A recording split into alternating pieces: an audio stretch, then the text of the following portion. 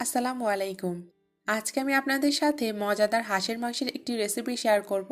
যাদের হাঁসের মাংস মজা হয় না বা হাঁসের মাংস রান্না করার পরেও গন্ধ থেকে যায় খেতে পারেন না, তারা আজকে আমার এই রেসিপিটি ট্রাই করতে পারেন। এবং যে উপকরণগুলো যেভাবে ব্যবহার করেছি ঠিক সেভাবে ব্যবহার করলে আপনাদের হাঁসের মাংসে কোনোই গন্ধ থাকবে না এবং যারা খেতে পারেন না ইনশাল্লাহ তারাও খেতে পারবেন। চলে যাচ্ছি রান্নাতে। হাঁসের মাংস রান্না করার জন্য আমি প্রথমেই এখানে একটা মশলার পেস্ট তৈরি করে নিব। তাই প্রথমেই আমি এখানে নিয়েছি দুইটি মাঝারি সাইজের পেঁয়াজ এবং পেঁয়াজটাকে আমি ছোট করে কেটে নিয়েছি 1 টেবিল চামচ আস্ত ধনিয়া, 1 টেবিল চামচ পরিমাণ আস্ত জিরা এবং 6-7টার মতো শুকনা মরিচ। শুকনা মরিচটা কিন্তু আপনাদের টেস্টের উপর ডিপেন্ড করে আপনারা বাড়িয়ে বা কমিয়ে নিতে পারেন। এখন এই মশলাটাকে আমি একটা ব্লেন্ডিং জারে ভালো করে পেস্ট তৈরি করে নিব।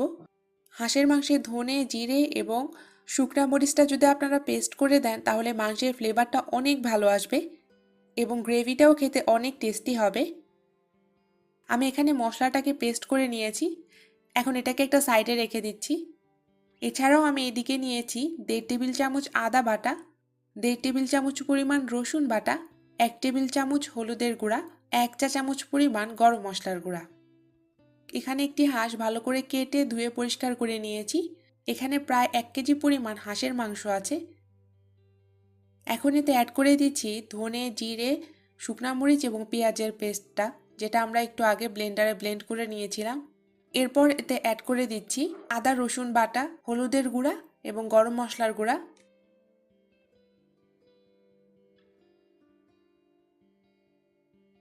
অ্যাড করে দিচ্ছি স্বাদ মতো লবণ।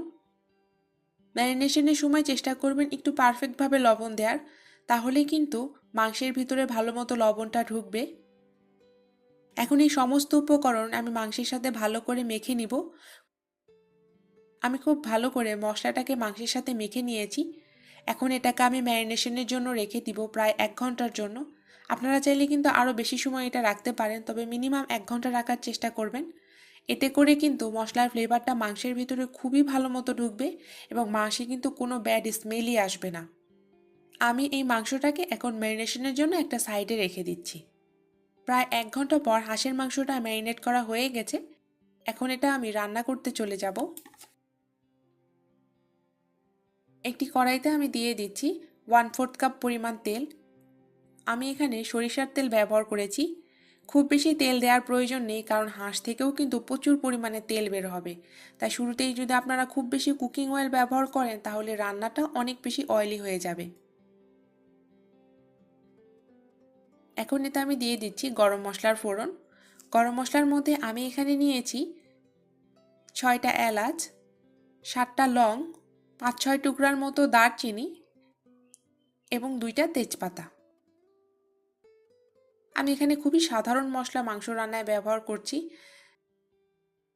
তেলের মধ্যে গরম মশলাগুলোকে আমি একটু ফ্রাই করে নিচ্ছি। খুব বেশি ভাজার দরকার নেই, 10-15 সেকেন্ড। বেশি ভাজলে আবার মশলাটা পুড়ে মশলার ফ্লেভার নষ্ট হয়ে যাবে।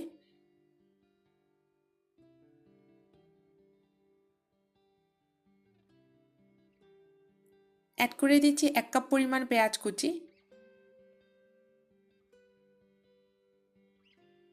এখন পেঁয়াজটাকে আমি হালকা বাদামি করে ভেজে নিব। পেঁয়াজগুলো হালকা বাদামি করে ভাজা হয়ে গেছে। এখন এতে সে আগে থেকে ম্যারিনেট করে মাংসটা দিয়ে দিচ্ছি।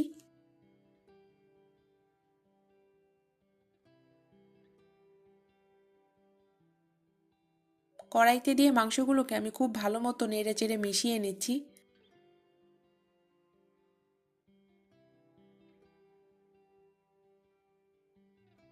মিশিয়ে নেওয়া হয়ে গেছে। এখন এটাকে আমি ঢাকনা দিয়ে ঢেকে দিব এবং মিডিয়াম আঁচে চুলার ওপরে বসিয়ে রাখবো 10 মিনিটের জন্য। 5 মিনিট পর আমি ঢাকনাটা খুলে নিয়েছি। দেখুন মাংস থেকে যথেষ্ট পরিমাণে পানি বের হয়েছে। আমি মাংসগুলোকে একটু নেড়ে চেড়ে দিচ্ছি। এরপর আবারও এটাকে ঢাকনা দিয়ে ঢেকে দিচ্ছি 5 মিনিটের জন্য। এখানে হাঁসের মাংসের কষানোর প্রক্রিয়াটা চলছে। আমি প্রায় 20-25 মিনিট ধরে মাংসটাকে কষিয়ে নিয়েছি। মাংসটা কষানো হয়ে গেছে কিভাবে বুঝবেন? যখন দেখবেন তেলটা সম্পূর্ণ উপরে ভেসে উঠেছে এবং মশলাগুলো তেলের নিচে জমা হয়ে আছে, তখন বুঝবেন যে মাংসটা কষানো হয়ে গেছে। আর মাংসটা কষানোর জন্য আমি এখানে এক্সট্রা কোনো পানি ব্যবহার করিনি। মাংস থেকে যে পানিটা বের হয়েছিল সেই পানি দিয়ে আমি হাঁসের মাংসটাকে খুব ভালো করে কষিয়ে নিয়েছি। এখানে হাঁসের মাংসটা কষানো হয়ে গেছে। এই পর্যায়ে আপনারা একটু ঝালটা চেক করে নেবেন। আমার মনে হয়েছে এখানে আমার আরও একটু ঝাল প্রয়োজন, তাই এখানে আমি আরও 1 চা চামচের মতো মরিচের গুঁড়া অ্যাড করে দিচ্ছি। দিয়ে আবারও ভালো করে আমি নেড়েচেড়ে মিশিয়ে নিচ্ছি। এখন এই পর্যায়ে আমি অ্যাড করে দিচ্ছি গরম পানি। মাংসটা সিদ্ধ হওয়ার জন্য অবশ্যই এখানে গরম পানি ব্যবহার করবেন। গরম পানিটা দিলে মাংসের সফট ফ্লেভারটা বজায় থাকবে এবং মাংসটাও তাড়াতাড়ি সিদ্ধ হয়ে যাবে। আসলে মাংসটা সিদ্ধ করার জন্য যতটুকু পরিমাণ পানির প্রয়োজন আমি ততটুকু পরিমাণে পানি এখানে অ্যাড করে দিচ্ছি।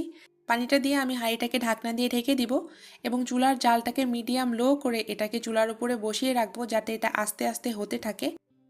মাংসটা যদি আপনারা কম জালে আস্তে ধীরে রান্না করেন তাহলে মাংসের ভিতরে মশলার ফ্লেভারটা খুব ভালো মতো ঢুকবে, মাংসে কোনো গন্ধও করবে না এবং মাংসটা খুব সুন্দরভাবে সিদ্ধও হয়ে যাবে। তবে ঢাকনা খুলে মাঝে মাঝে একটু নেড়ে চেড়ে দিবেন।